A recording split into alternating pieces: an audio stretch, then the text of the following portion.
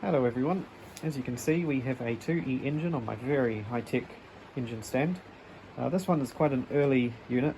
It's manufactured in 1986 and it came out of a EE80 shaped Corolla with only 140,000 Ks on it. This one should be in quite good health internally.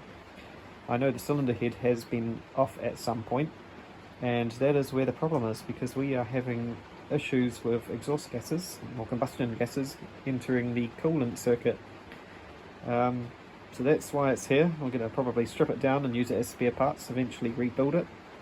Although this one will differ from other 2E engines, and I will show you what the differences are on these earlier units compared to the later model ones. So let's rip it apart. First off, we'll remove this flywheel.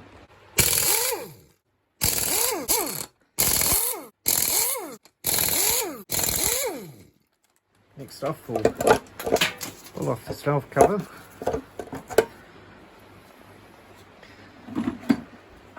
As you can see, there's some lovely oil in there still.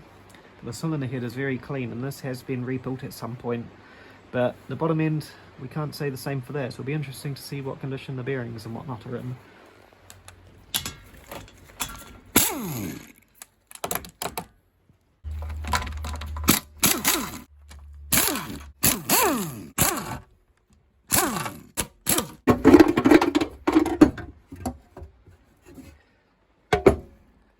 Here's the oil pan off. It's made a bit of a mess. Luckily I've got some tea towels from the kitchen to wipe all the soil. So the oil pan and pickup on this engine are actually off a 5EFE, which is why there's this big baffle plate here. Whether it's a standard 2E pickup, it's a bit shallower.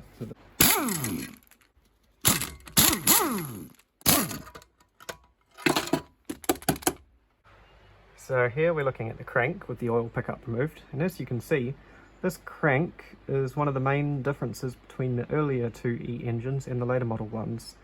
As you can see, the crank has 2E stamped on it, and the problem with this crank is that it is only a half counterweight crank, so there's only one counterweight per rod journal, and as you can see that's the same on this one. You have this counterweight here, but there's nothing on this side. Now the problem with this crank is it's not as well balanced, as well as the mass being on one side of this crank pin. At high RPM, this tends to pull the crank in one direction relative to the reciprocating mass of the piston and connecting rod. And what this can cause is some flex at high RPM, and this can actually damage bearings, and it's just not a very good option if you're wanting an engine for high RPM applications. So a nice easy upgrade is just to use the 4E crankshaft out of any 4EFE. They're quite a common engine, they're a newer engine. Or you could try and find a later model 2E, because there are some other subtle differences that make the newer ones superior to these earlier engines. One of the other main differences between the earlier 2Es and the later 2Es has to do with the oil pump and also the cam belt hardware. So let's start with the oil pump. This here is the drive shaft driven by the pulley that runs off the cam belt, and this is actually got a smaller thread on it, so the shaft is thinner than the later model 2E pump, which is probably off a 4E engine. They seem to recycle parts. However, these pumps do displace the same volume of oil because they are the same thickness, so they are readily interchangeable, unlike the 5E pumps, which are actually thicker and are recessed into this casting here. The other differences are the cam belt on the newer engine is actually 2mm wider, so it has a thicker cam belt, and as such the pulleys are different. So the tensioner, idler, the main cam and crank sprockets for the cam belt are larger, as well as the crank pulley being different, and the alternator and drive accessories. This bracket here, it is different, so it pushes the alternator outwards from the engine further. So next up we're going to remove the cylinder head. We're just going to undo these 10 14mm fasteners, these head bolts that hold the head down, and we're going to be working our way from the outside of the cylinder head back to the middle.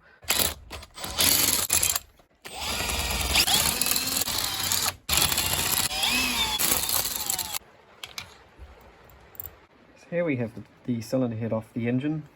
As you can see in these combustion chambers, they are actually quite clean. There's not too much in the way of carbon deposits on the pistons, nor are they oily at all. So the rings, which I believe to be original, have been doing their job, as well as the cylinder head stem seals being renewed at some point.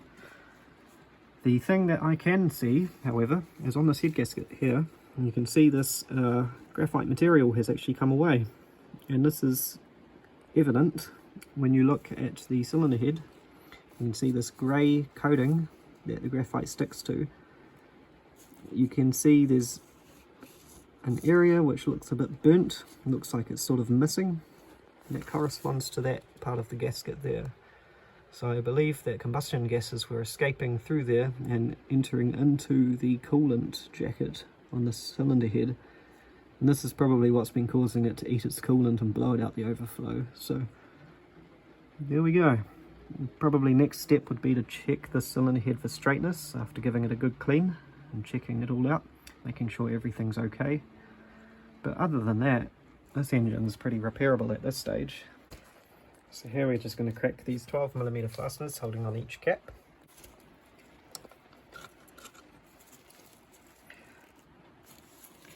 Here is the first bearing. This one is actually closest to the oil pump, and as you can see there's actually quite a bit of scoring on that.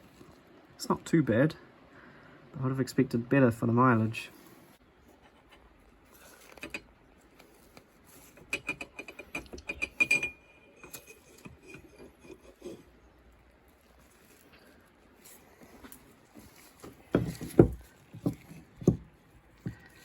There's our first piston. As you can see, this one's actually similar to the other engine. Oil control rings are still able to move around, they're not stuck in place, as well as the two compression rings. A little bit of carbon buildup, but it's actually not too bad. There's the underside of the piston. Here's number 2 rod cap. You can see there's some damage to that bearing. This is not looking too good so far. So you can see the layer of bearing material on the surface has worn away. That will definitely be needing to be renewed. You can actually see some scoring in the crank. So this isn't looking too good. So as you can see, here's number 2. It's pretty much in the same condition as number 1. You can see there's a little bit of wear on that piston skirt, but again, the rings are free, not too gummed up in there. The main issue is just that bearing. Here's number 3. Again, it's pretty much the same story with the bearing, although this one's not as severe. And finally, we've got number 4. Well, as you can see, this one is probably the worst. There's a good score on that. Piston again looks okay. Here you can see the crank. As you can see, there is definitely some scoring on that.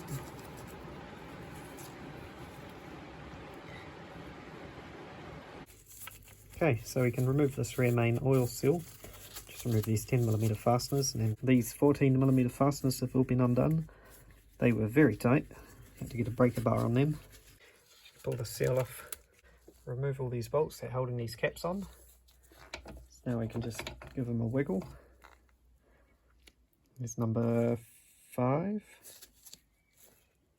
You see a bit of scoring on that bearing. Number 4. This one here holds our thrust washers in. As you can see, these falling out there. Number 3, which you can see has some pretty major scoring on it. Not too good.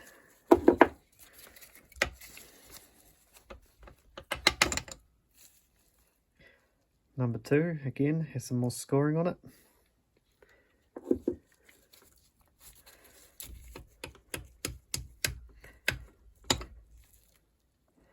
And there's number 1, which is by far the worst. That is quite significant. Not looking good. And with those 3, we are now able to pull out the crank. So here we have our crankshaft that we've removed. And as you can see, there is some scoring on it. It doesn't look very happy, and those bearings were very evident of that. You can see the scoring on these. Not too good. The block is pretty much as disassembled as can be, apart from a few minor things. We've still got the oil filter on there and a couple other bits and bobs. But this is ready for cleaning, and then we can measure and re-hone this. And then it's pretty much ready to accept new pistons, new crank upon rebuild.